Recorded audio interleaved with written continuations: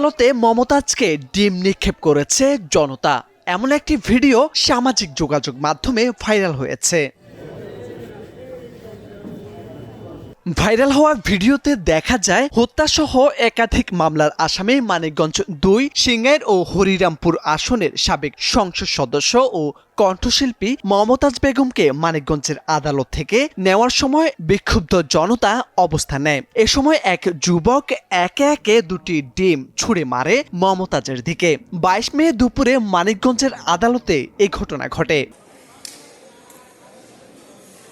এর আগে সকাল 8:30টার দিকে চিফ জুডিশিয়াল ম্যাজিস্ট্রেট আদালতে আনা হলে তার রিমান্ডের আবেদন করে রাষ্ট্রপক্ষের আইনজীবী। এ সময় হত্যাসহ দুটি মামলায় মমতাজ বেগমের 6 দিনের রিমান্ড মঞ্জুর করে আদালত।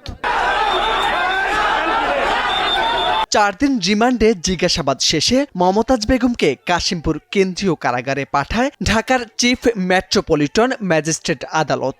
এর আগে 12 মে রাত 11:15টার দিকে তাকে গ্রেপ্তার করা হয়।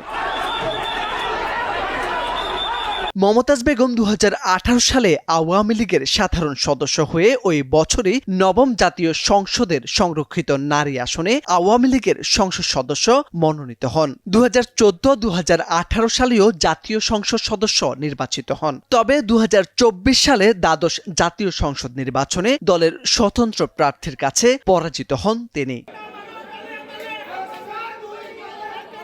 মোর্শেদ আলম, সময়ের আলো।